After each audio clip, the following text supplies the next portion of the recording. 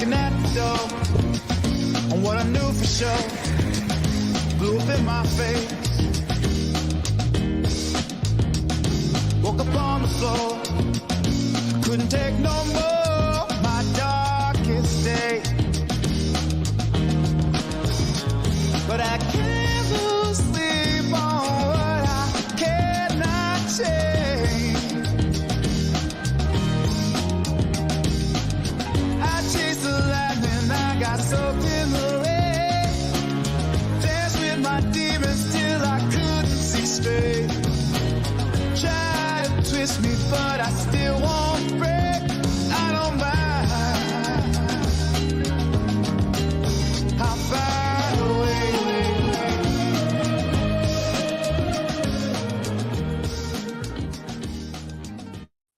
Welcome in to the bridge, of course, the bridge where we like to build bridges rather than blow them up. We talk about big, crazy things going on. And a big shout out to our good friends over at DCCS, Enterprise Solutions that Work. Go DCCS.com. Good stuff. Again, Kelly Vance over here to my right, your right. Too, if you're looking at that, I guess, and Phil Wallace, and we're talking about ground zero in a sanctuary city. Kelly, take it away. Introduce our guest. Let's have a little fun. Yeah, this is Melissa Ardeman, and actually, we met through a mutual friend of ours, and have spent many times praying together and talking about the Lord and what He's doing. And she has been going down to the city. I just got to tell you, she doesn't like Chicago. I'm with you. I mean, she doesn't like Illinois. Let's just broaden that. She's an Arizona girl, likes the sunshine, but she feels very called to be heading down to the city to be dealing with these refugees, these Venezuelan people that have come in here. And so she's going to tell us about it. And I think she's going to open our eyes to things that we think we know that we don't know.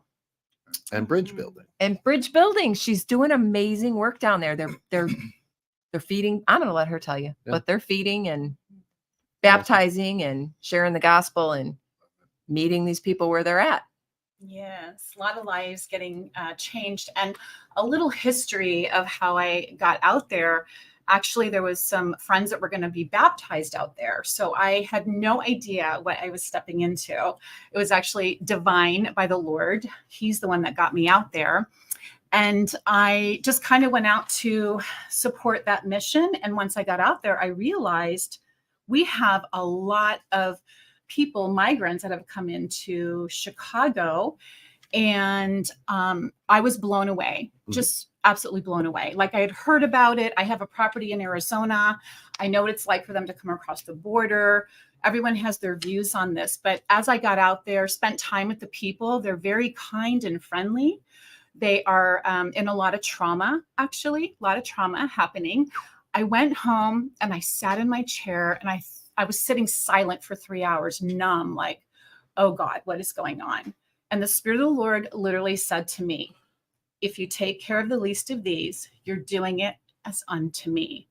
And I knew it was go time. Like I knew it was time. It was a commissioning. It was an assignment. And it's very much scriptural in the Bible because we are to take care of the stranger. I'm stranger than most. So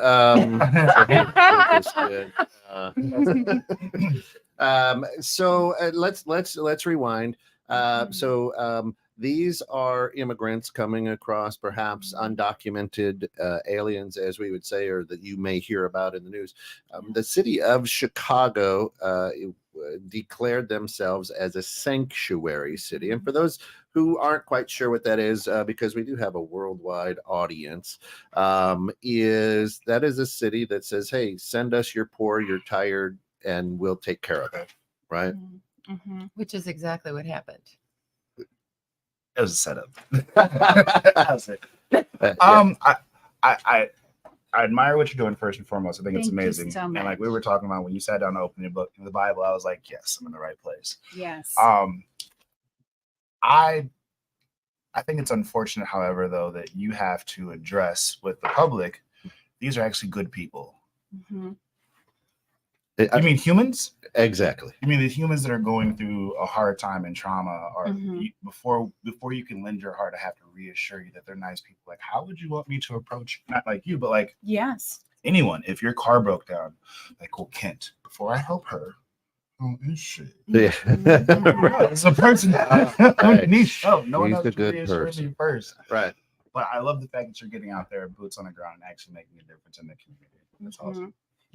So with that Yeah. said, and again, this is all about building bridges and bridging the gap, and having conversations and things like that.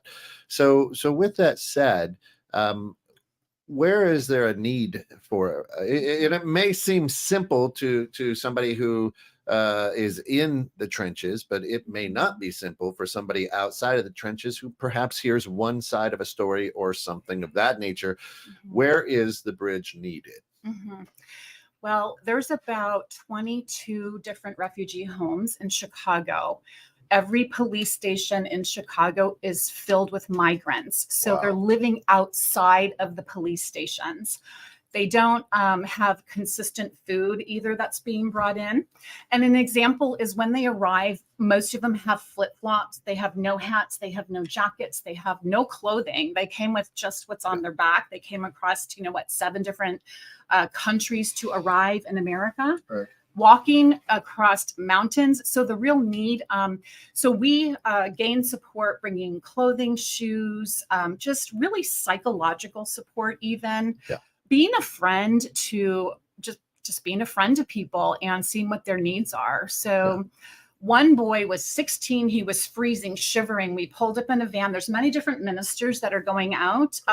It's not a church run thing. Correct. A lot of different people supporting and ministers and all the body coming together for the kingdom of God, because I had a friend who had socks. Another friend had a pair of shoes that fit this young boy, 16. I had a hat in my car. I had a jacket. Before you knew it, the whole body came together and we're bringing him what he needed for that moment to be warm in a climate of Chicago. He literally was like, hugged me and said, I love you. And I have no idea how he knew to say that, but just being able to meet those practical needs, like psychological first aid as well. Psychological first aid. Yeah. That's something you don't hear about. Right. So we're there. These good people, we're helping. I'm just curious, and I'm going to throw this out just to get it out of the way. How many jobs have they taken? A lot of them have jobs, yes, and the migrant shelters, a lot of them are working. I don't have a number for that, but I do know that the ones that I've met, they're not looking for a handout. They're actually looking to get a job and to work. Yeah. Correct. Yeah. Yep. There's a sarcastic undertone in Ken's question that there's a fear that people have in parts of the world that these immigrants are coming here to take our jobs. If you've ever watched South Park, hilarious. But right. Yeah. and I feel like it's a you can't, it's a double-edged sword. If they don't have a job, we complain that they're here jobless and taking the government's money. So then they get a job. Yes. And now we're still upset. Well, right. So how would you like these fellow Americans, or soon to be fellow Americans, to thrive in America, where we're all welcome? If no matter what I do, send me your tired, send me your right. And I think that's where the bridge needs to be built, because I say this, that's Chicago's problem. The city government will take care of it because they got all these millions of dollars to become a sanctuary city. But the bottom line is this: wrong, right? The amount of just infrastructure that it takes. And then you said how many different 20? Currently there's 22, and then every police station is filled inside and out. And it's not 22 people in each one of these places, a bunch, right? Yeah. So I think I think it's huge, really, right? I think one of the most dangerous things we can do, and this is where it gets to be the bridges get burned, or is we take away the humanity of it. We make these people not human beings who breathe and live and have need psychological first aid. You know, we don't think about their struggles, their emotions, what they had to do to get here, the things that they deal with on a daily basis. I think that's where a lot of bridges need to be built, is to reestablish that these are not programs. These are not projects. I don't think it benefits anybody to look at somebody as a project and treat them as someone that you're going to be the hero and help them out. I think we're human beings made in the image of God, and we're here to help one another. And I would even stretch so much as to say that in Melissa's time down there, you have probably been blessed as much as they have been. Yes. Sometimes it's blessed by being humbled and having your eyes opened to new perspectives. Sometimes they have something to offer us that we never even knew, and now we are just blessed. It's the love that they give you. And I think that's where we can build bridges if we stop making organizations and people projects and start loving people where they're at. Well, yeah, and not losing the humanity part of it. Well, and I like that, what you're saying. And I think the picture that's painted with a broad brush is that these are non-intelligent, non-successful, you know what I mean? Right. People who, you know, they're hobos, if I want to use an American word, right? They've got a sack and, you know, and they snuck in through a window.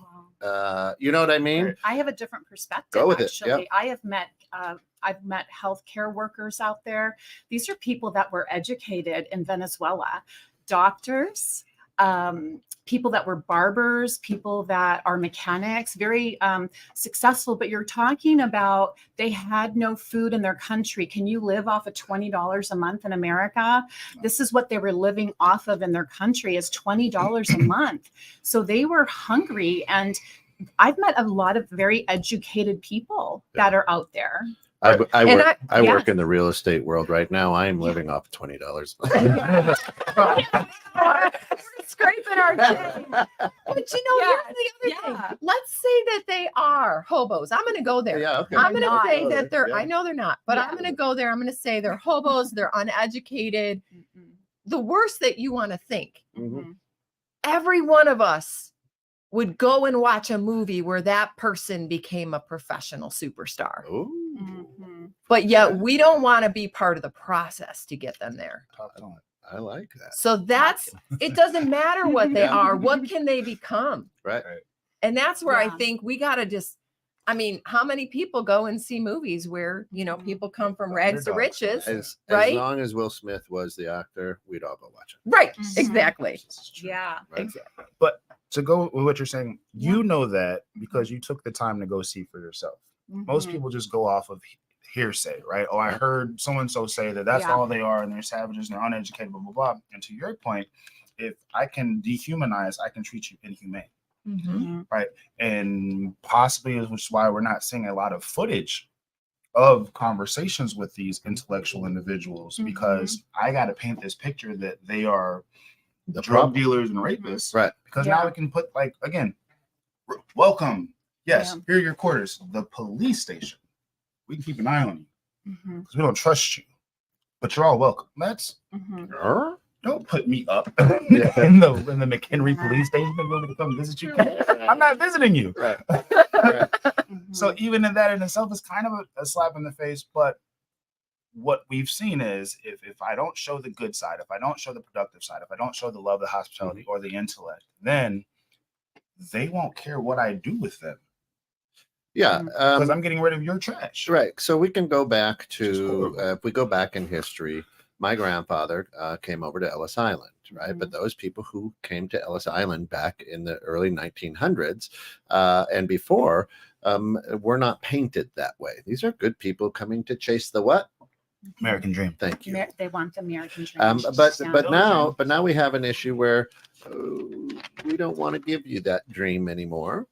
And you're breaking into my house type of a feel, right? But here again, we find out healthcare workers, teachers, highly educated people, and they're coming for what? The American dream. Yeah.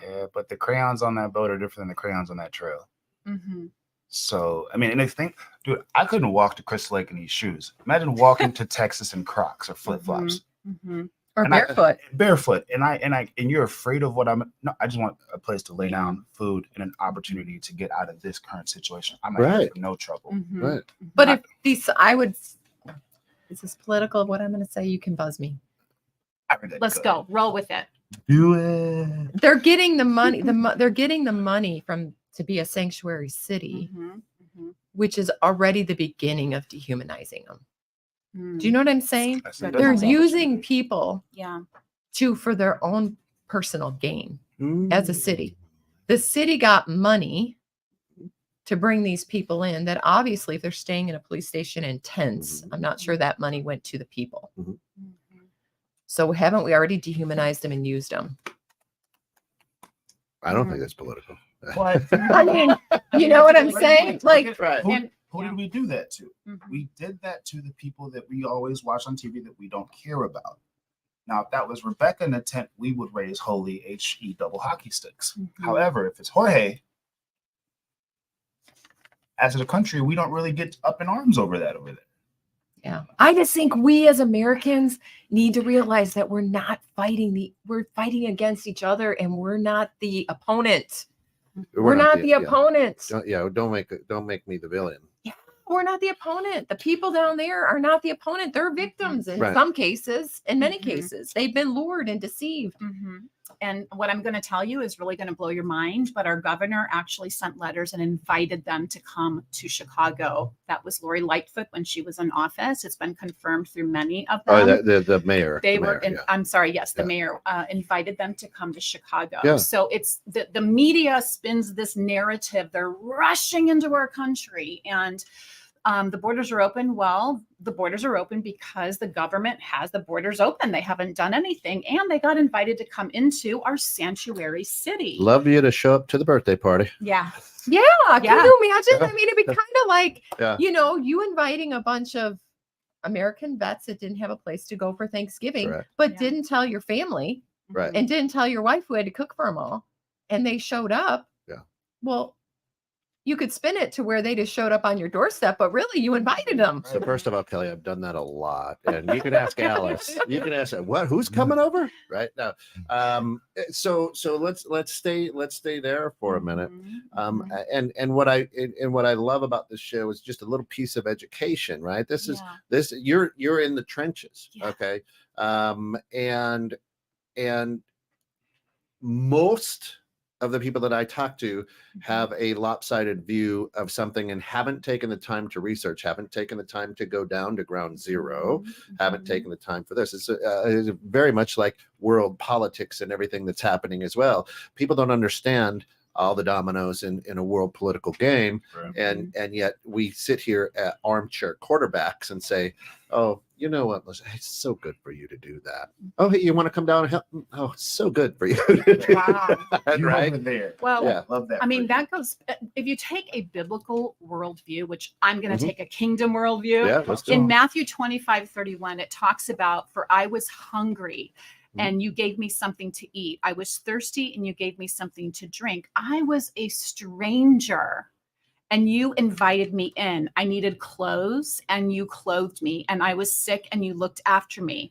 And they're like, Lord, when did we see you thirsty, hungry, or a Mhm. stranger, or needing clothes, or sick in prison and did not help you? And he says, I reply, I tell you, if you did not do it to the least of these, you have done it as you've not done it as to me. But he's talking also about separating the sheep and the goats. Mhm. Those who do it are kingdom.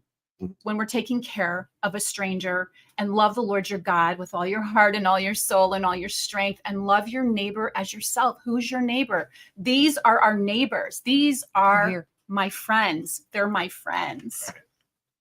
Yeah, right. And I think there's a lot of people that understand that as well, and I think there's a lot of people who are doing their best to do the best that they can. Yes. Right. Yeah. The issue is, when I told Alice, hey, we're going to have a few vets over for Thanksgiving, Mhm. and a Greyhound bus pulls up. My definition of few and hers might be different at that point in time. And then it's like, oh boy, we're going to need more potatoes. Yeah. Right. Right. You're at least nice enough to get them a bus instead of a paddy wagon. Yeah. Right. And then you turn to the whole, 2 fish and Yeah. 5 loaves and hope it makes it Yeah. through your whole right. bus. Did you see the video of the pastor from Harvest where he put the homeless outfit on, sat in front of the church, Mhm. and Yeah. let his congregation walk Yeah. past them, Yeah. and then he walks through the church and they're kind of looking at him, and he starts taking stuff off. I was like, I did this to see the climate of our church. Huh. Yeah. Yes. And it brought things in perspective. And for us to sit here and say, hey, we're a sanctuary city. And I know that you're saying like people are doing the best. If you haven't given up a sock, are you? Like, first and foremost, where could people send stuff? Because like with Miracles for Moms, we do like coat drives and stuff like that. Yeah. Where could people send clothes, shoes, things like that to be able to help out?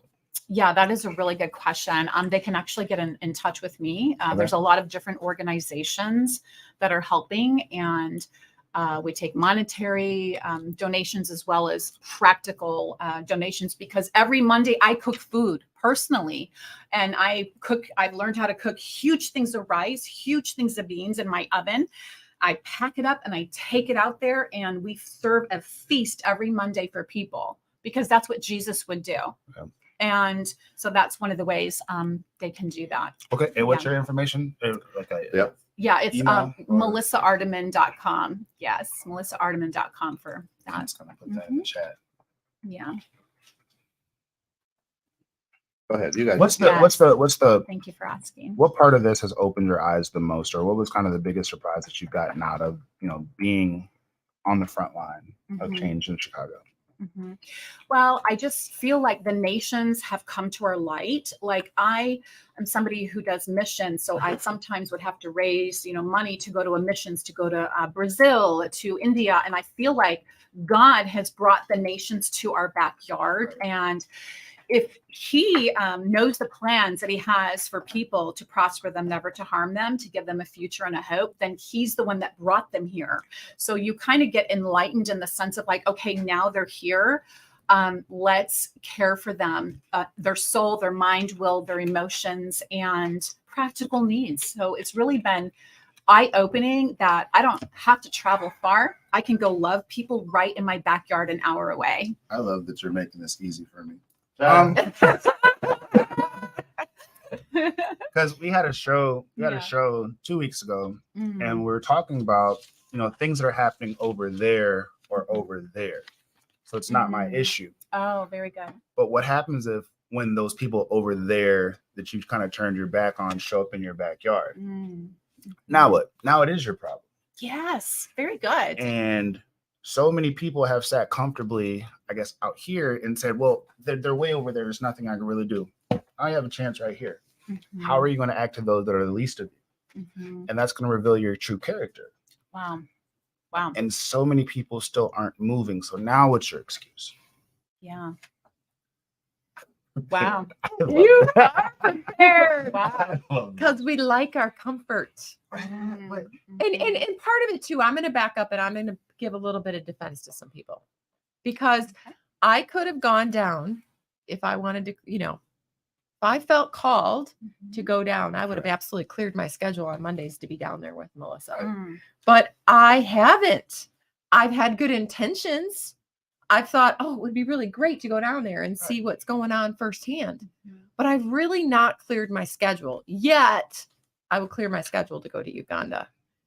So I think what I just want to put out there is these different callings. It's not everybody has to do everything. Right. But are you doing something? But Like, you were put on this earth to glorify God and to bring some good into it, right? To bring heaven to earth a little bit. Give a Yeah. little bright sunshine in someone's day. Melissa, how do you spell your last name? Oh, ARTEMAN. ARTEMAN. Perfect. Because I'm feeling for That's the a good person out point. there who's feeling guilty, because I Yeah. have. Oh. That I'm Well, like, oh, I should be doing that too. Right. Well, and the Great Commission is to go into all the world, preach the gospel, and teach them to obey the word. When you look at the word go, it literally means out of the assembly. Go out of your assembly. That means go. Right. So we got to be going, right? Not just staying, because that's where you're going to have the greatest impact. They're not coming into your four walls. I'm sorry. Like, Right. you need to go reach people where they're at and just really, and this is a critical crisis situation that we have going on. And myself being certified in mental health, like one of the greatest things is you can do is just show up for somebody and be there for them. Yeah. I mean, you've been there for me. You're my friend. We are there for one another in tough times. And Yeah. like, social support is absolutely crucial to our mental health. Yeah. Right. So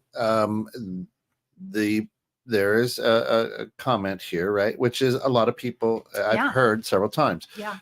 Don't a bunch of the folks that travel over from Mexico or south of the border Mhm. say, my body is in the United States, but my heart is in wherever, El Salvador, Mexico. Oh gosh. Right. That's a good point. And so Yeah. that's one of the big rifts that we see is like, you're coming here, but Mhm. you really don't want to be an American. Mhm. Is that what you're finding?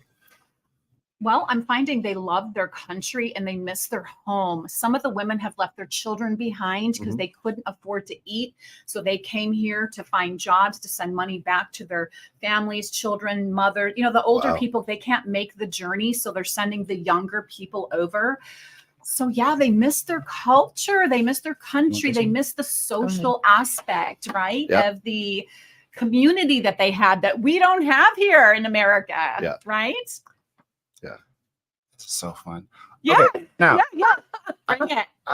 because I'm with you. So, like, compare that situation to worse that we've heard of our own countrymen talking bad about our own country just because they don't like a letter. A letter. It's not because, hey, I can't move, so I had to send Elijah to march from El Salvador to Chicago so that we can get money to get sent to us. Yes, if you ask Elijah, yeah, his heart probably is in El Salvador with his family, and he just had to march as a 8-year-old to Chicago. We're going to hold that against him and use that as a one-off, knowing what we say about our own country or our politicians all the time. Came across the border and then got shipped to or bused to Chicago. I understand. And then vice versa. If I Right. had to leave Elijah and you were to ask me where my heart is, Because I wouldn't. I mean, if I came up, I'd be like, no, keep me in Arizona. I don't want to go where there's snow. And Correct. I think because I'm an overcoming, Yeah, that's hard. I'm for an them, too. overcoming judgmentalist, Mhm. you know. I'm going to go where some people may be going with Mhm. this. When I heard Melissa say, you know, people are leaving their children to come here, the mom in me is like, who would leave their children? But I'm going to back up and say, you don't know how you would respond. And this is where Uganda has opened my eyes and humbled my heart. You don't know how you'd respond if you were starving and had no hope and you were Yeah. desperate. Yeah. And so the person that wants to be judgmental has not Sure. walked in their shoes. Well, And I think it's okay to put that out on the table that we may have different feelings about things, but we have to also put on the table that we've never walked their walk. Well, yes, we are. My life is terrible. I got bad cell reception. I've got right. I've only got 7 televisions. I can't believe the monthly payment on my Mercedes. I am drowning in first world problems. Right. Right. So I listen. Every time I've gone on vacation to Mexico, the resort seems very nice. Don't know why anybody would want to leave. Right. Right. The all inclusives. You Yeah. understand what I'm saying? So we're very, very limited. But we place our situations into theirs. Well, I don't get it. Right. again, it's double standard though. Like, first and foremost, these people clearly have no Filipino friends because that's what they do. Come over here, they send the money back to the Philippines. Right. Right. Correct. Or even the story that you use. Your family came over Yeah. here. I'm pretty sure that the rest of the relatives were still in that country. So if Right. you were to ask your original grandparents, where's your heart? probably with all of the family that I had to leave to get a better life for my grandson Kent. Yes. Yeah. Mm-hmm. That's just what. It's yep. Mhm. Yeah. Good Mhm. point. People are all just trying to survive and do the best they can. Yeah. Mhm. Now, Mhm. Yeah. now, You know, Venezuela used to be very prosperous country. I mean, they were very prosperous. People would travel there, and then it became socialist. So then it shrunk down to where they're barely making ends meet, and people are hungry and starving. So if you could imagine in America, if that were us, I It would could be. and it very well could be the way. Yeah. I mean, I We would may be be heading searching there. out solutions myself, and that is a solution for them. So yeah. yeah. being in the position I'm in, a lot of people like to start conversations with Kent because of owning the station. But if I don't have a foot to stand on, I just say, you know what, I can't comment on that. Let me research it or let me find out. Okay. I have done some work over in on the Rosebud Reservation in South Dakota, in Todd County, South Dakota, which happens to be the poorest county in America. And I tell people, I said, if you couldn't read English and they dropped you off in Todd County, you would think you're in a third world country. Okay. But sitting here in white suburbia and you were to tell me that, I would think, oh, well, that's the other side of Woodstock, that, or the bad neighborhood in McHenry, right? So I think there's a lot of us who would also say, and we've said it on this show several times, the south side of Chicago is dangerous. Move. Okay, people who are saying that, here's what I want to help you understand. Venezuela, or wherever they're coming from, is dangerous. They're moving. Yeah. Right. And right now, because of the temperature of the world, and I don't mean global warming, I'm just saying the temperature of the world, thank you very much, is we have to take a look at and say, let me seek to understand. That's the Right? key. That's the what key. Melissa, you're doing. Yeah. You're really getting in there to understand. Oh Yeah. my gosh, this is a surgeon who left their home and perhaps their family to try to better and find a better place, right? Okay, so I leave Venezuela, or I'm trying to leave Southside Chicago, Yeah. right? And I love Miss Rosemary for doing this, but it happened, right? So what if when we're trying to move for whatever, when we're showing houses, you tell me I don't be in the city? You'll probably be more comfortable in Carpentersville, Elgin, Waukegan is probably where you'll feel more comfortable. Yeah. I can't even get to Crystal Lake to have a better situation then. I'm right back in the same trap. Yeah. Right? That's just awful. Or what? But she I mean, that just makes me so angry inside that somebody would even say that to you. But okay, I said I love Miss Rosemary because she lived in Boulder Ridge, had a great relationship, and she's like, listen, if you want him to get into a gang, put him in Elgin. If you want him to and she broke it down. The best bet for him, if you're not trying to have diversity, but you want your kid to not be in a gang, is Crystal Lake. Now I'm letting you know that most listers, her cost is $200,000. Most people are going to try you at $240,000. I'm going to fight for you guys to get $210,000. But if I'm coming to a place with flip flops, I don't have an extra $440 to put into the house that this person's going to get at a fraction of that price.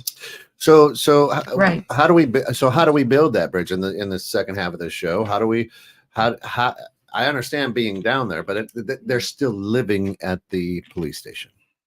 Now, the last I checked, that's not a place where I'd like to live. And it's not inside.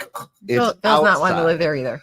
Some are in, some are out. Some Not are even both. jaywalk. I don't want to be there. They move the families with the children can be in, but they're also outside too, depending on the police station. Yeah. As this administration tries to do the best they can to try to figure out what to do. So where do we go? What do we do? How do we do it? I mean, I know you're in there. I know, and right now, and I'm going to be as honest as the day is long. It's the holiday season here in America, so that means the Salvation Army is asking for money. United Way is asking for money. Coats for Kids with the VFW. We've got And to your point, not everyone's for everything, but now there's another list or another thermometer that I have to try to level. So I've given to Santa Claus outside of the jewel as long as I can remember. I don't know where that money is going. But if I can give a coat to her and she can show me that it went to actually, Right. again, it's not for everyone to do that. no. Yeah. But let's try something else. Why not? If this is in my backyard, this opportunity, why not?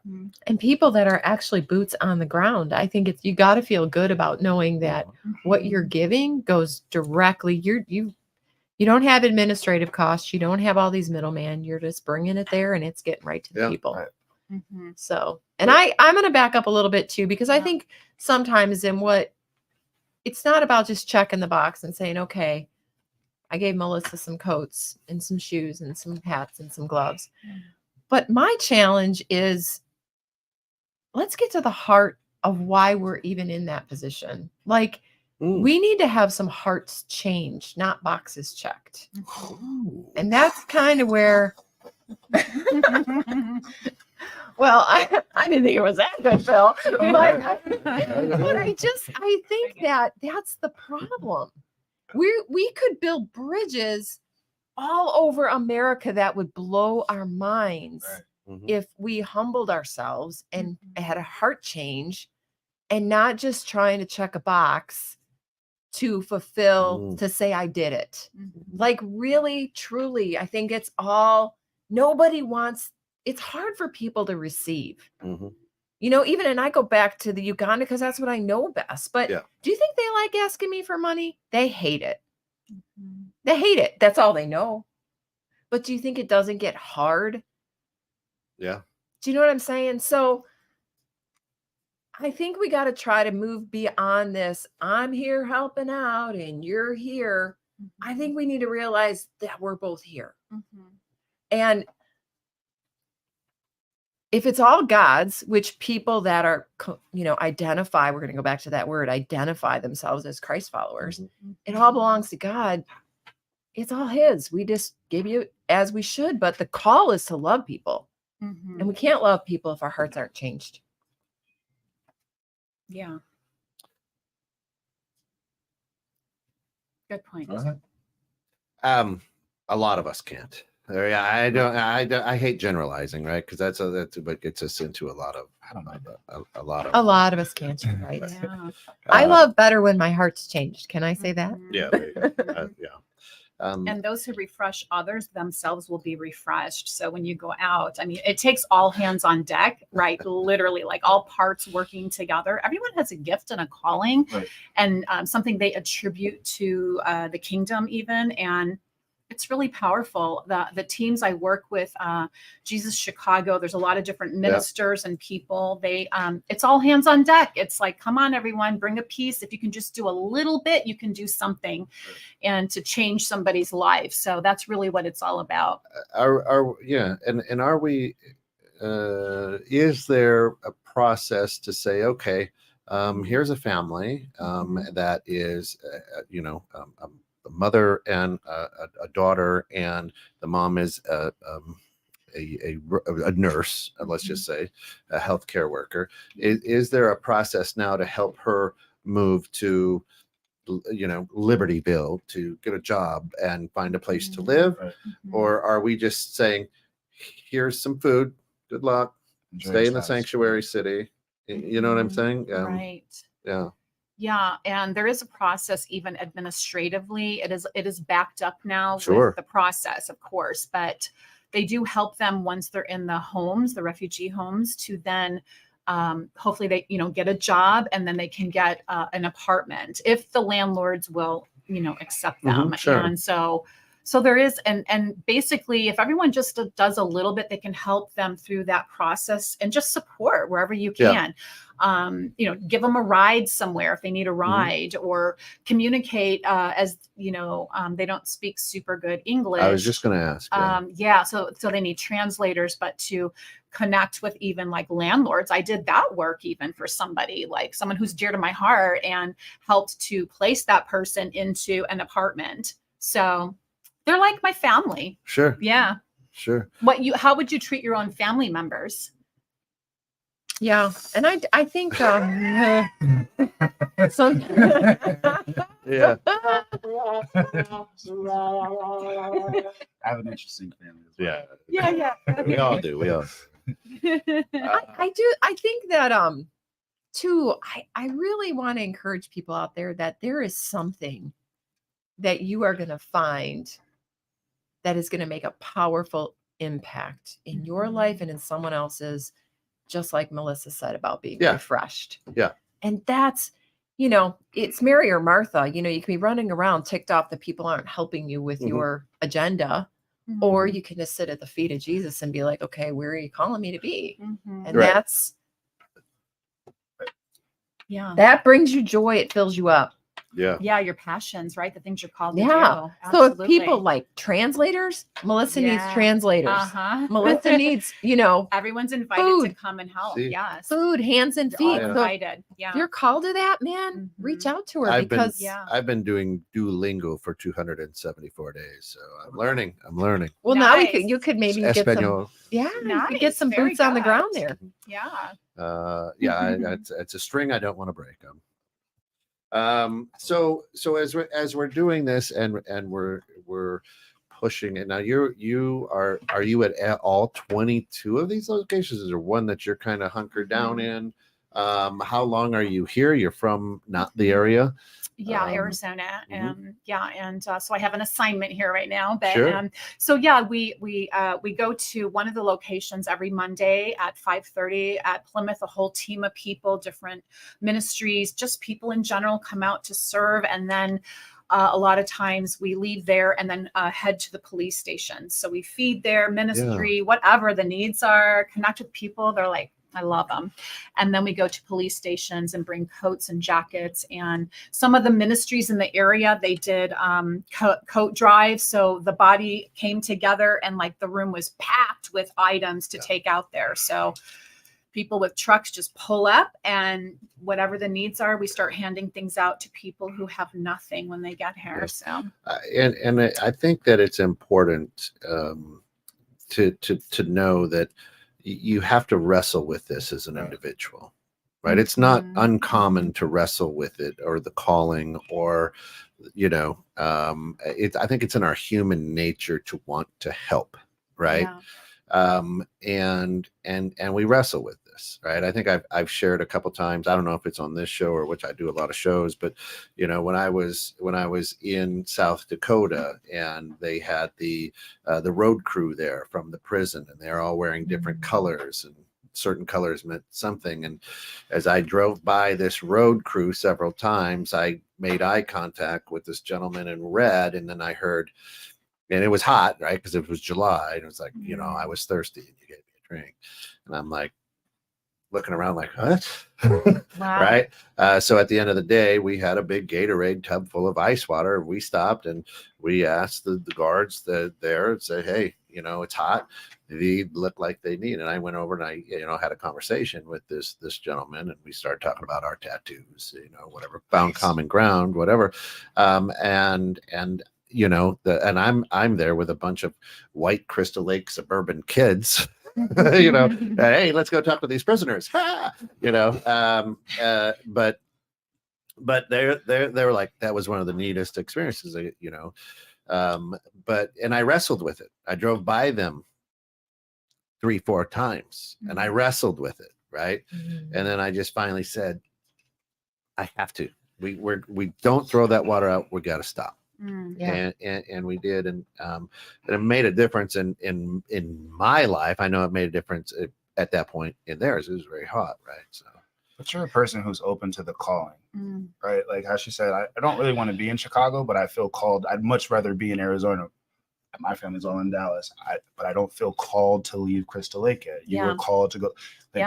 Once you get the calling, you're gonna have to be an active. If your mind's open to that, I think the other part. Real quick, and the other part is with the lack mentality of if I'm afraid that they're taking our jobs. We talked about jobs I don't even want. The lack mentality. You don't have a heart for Christ, right? Because what's for you is going to be for you, and no one can take that away from you. So Right. I'll help you get whatever job you want. If God is the because- provider, then he's going to provide the jobs for Well, you and that's- other people. And that's your business. Live a life of Sivniku. So Yeah. it's easy for you to say. Right.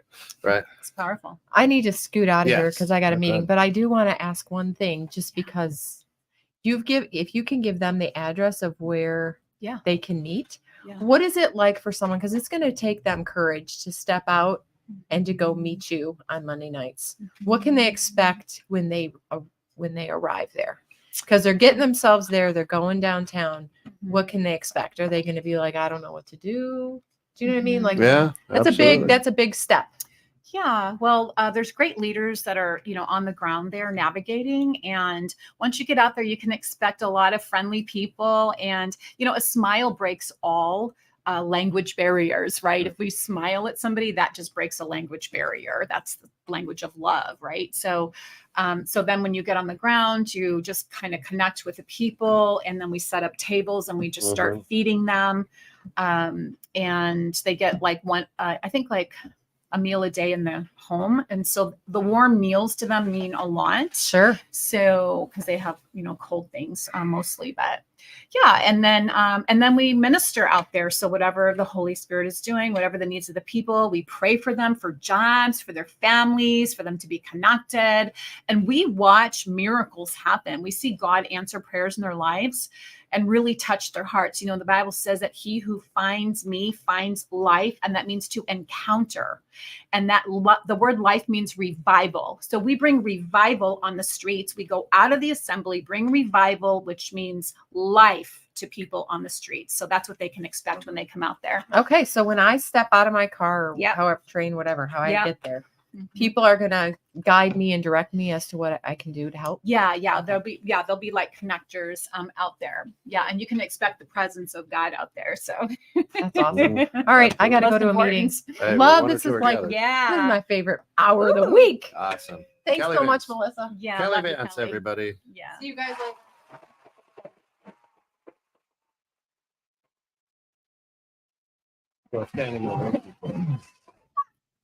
That's good.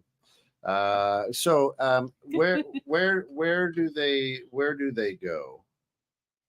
Drop off. So let's say Yeah. that I got a car full of coats, clothes, shoes, stuff like that, which is easy to get. Where would I go? Would I go downtown Chicago or? Yeah, that is a really good question. Yeah. There is, people can contact me through the website, and I can give more direction that way administratively. And then there's an open Facebook group, and it is called Migrant. It's called Help the Migrants. It's a public group, and Help the Migrants. Okay. And there's 152 members in there. Jesus Chicago made it so that people can get more information about getting on the ground there and when people are going to specific locations. Because it's always nice to have teams when you're going out. Right. Yeah, that's it. You found it. Yep. Help the Migrants public group.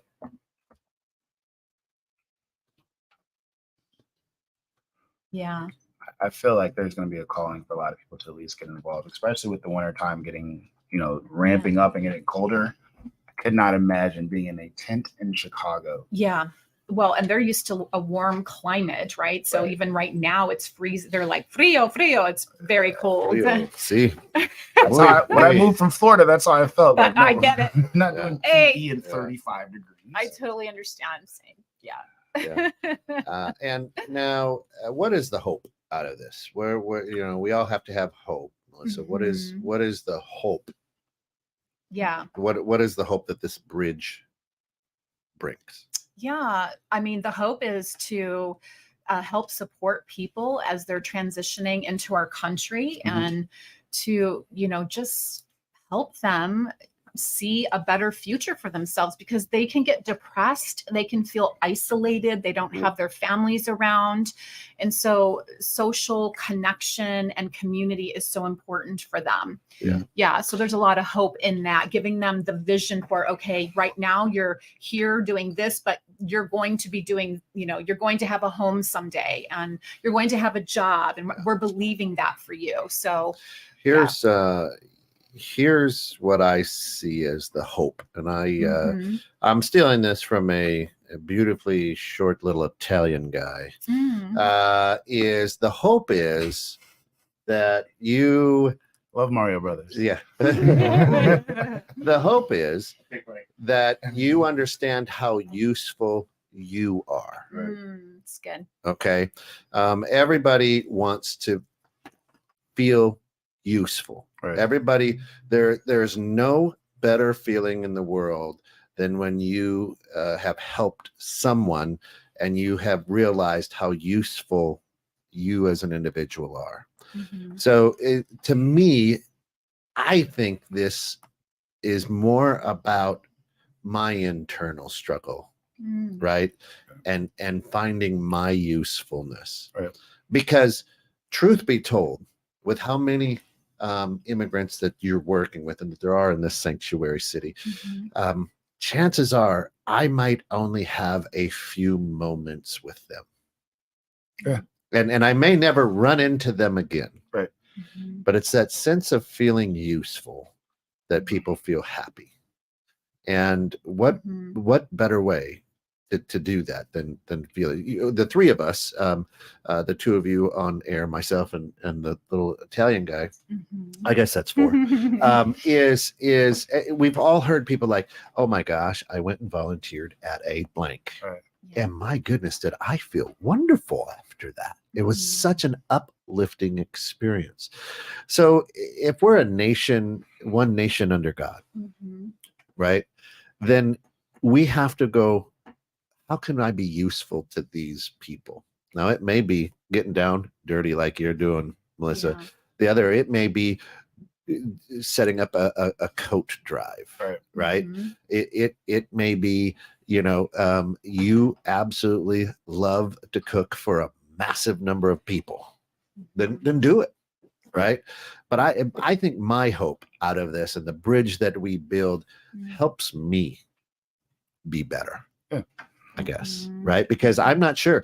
They might move to Arizona. They might move to Germany for all I know. I don't know, right? But in this moment, when your fellow man, when your fellow woman, when you know what I mean? When your brother, your sister, we're all children of God, says, I need you. And you can look back and go, I gave them water when they were thirsty.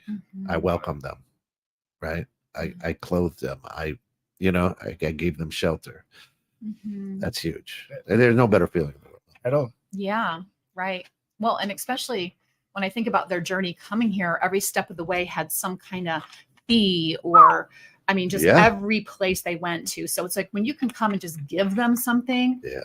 I mean, that's such a blessing to them. Yeah. People take advantage of them on the way, cartels, different situations. They watch lots of people die. Deaths all over the place from trying to travel. Travel here. So I could only imagine. A blessing. And, To give. Right. Better to give than to receive, right? Always. Yeah. I mean, that to me, and a lot of things go through my mind, but it's being present, understanding prayer, listening to what you're being guided to, because as Kelly said, she does great things over in Uganda for a bunch of people. And, she obviously feels called to help. That's why she had you on the show. Right. Yeah. And this is just a different way to do it, but there's something that can be done. Right. Yeah. I think it's good to remind people that if you want to be useful, the key to being useful is taking your eyes off of you. It's good. That's, you talk about coaching, what she's doing in the city, Uganda, the volunteering. Bottom line, the common ground, the common denominator, all of it was I took my eyes off of me and I made sure someone else's life is better because of it. Very good. That helps me feel useful. So if you want to get better, if you want to grow, whatever's holding you back, take your eyes off of you. Listen, the only thing that matters right now is that Drew's life is better after talking to him. The Melissa's life is better. That's it. How I feel, what I'm in the mood for. No, try it. Yeah. And you'll feel better. I mean, God gave you two eyes to look out, not look in. Yeah, right. Really good point. Yeah. Right, that's true. Poetry snack. So again, one way that you can help out, man, in this hour, like literally, I'm like, I feel like we're 10 minutes in. Right. Right. One of the way is to go to Melissa Artman. That's MELISSAART as in Thomas EMAN.com, and reach out to her. She's busy. She loves to help. She's going to give you instructions, whatever. Right now, if I don't know this, so I'm going to put you on the spot. All right, let's roll. If you're in another sanctuary city, not necessarily Chicago, and you're picking up this, because we've got worldwide audience, is still reach out. You'll find a way to get them to where they need to be. I'm sure. Yeah. Right? Yes. That's so cool. Yeah. That's so cool. I will be your personal concierge. Yeah. So let me, and I just want to make sure I'm understanding this right, because I'm a husband, and well, that's all I have to say. Is your home right now is Arizona? Yeah, I have 2 homes, Arizona, 3.5 acres in Arizona, and then a property in Gurnee. So, Okay. yeah. Okay. So you kind of split time or whatever. Something like that. Yeah. But on now- assignment. Yeah. But a lot of it here. Yes. Right now it's Gurnee, right? Yeah. Gurnee. I The long just haul. I marvel at your will to be obedient to the calling is amazing. Yeah. And I know that this will get to the ears it needs to get to, right? I mean, it's awesome. Thank you. So there's so and Carol, we love you. We appreciate you jumping in, and that may be something that we can pray about and look at and deal with as well, which is cool. So what is it? We're on the backside. We got a couple minutes, real quickly, Melissa. This Monday night, at what time? 5:30. 5:30. At 527 Plymouth Avenue. That's one of the meeting points. Yes. Right. Yeah. Plymouth. Plymouth. Yes. In Chicago. In right? Chicago. Yeah. There's a team of people from Jesus Chicago that comes out, and just a lot of different ministers and different churches now coming, and just people coming to support and help. Yeah. And again, if you are a non-believer, that's cool. Right. This isn't necessarily about that. Yeah. This is about human beings who are misplaced, disheveled, cold, hungry, searching for the American dream, quote unquote. Yeah. And I think that's a huge thing. Thank you so much. I know you're very, very busy. I can't thank you enough for swinging in, but Such an honor to be these here. microphones are yours. Anytime you need a mouth, let us know. How do we Thank get help? you. Yes. Honestly. You've been amazing. Honestly. Yes. Yeah. So for we got to get going, but for all of us here at 21.6 The Net, we can't thank you enough for getting caught in the net. But understand that there are people down in the trenches, ground zero, in these sanctuary cities all across the United States. You're not alone, and we're here to help any way that we can. Absolutely. Mhm. Love you guys. Yes.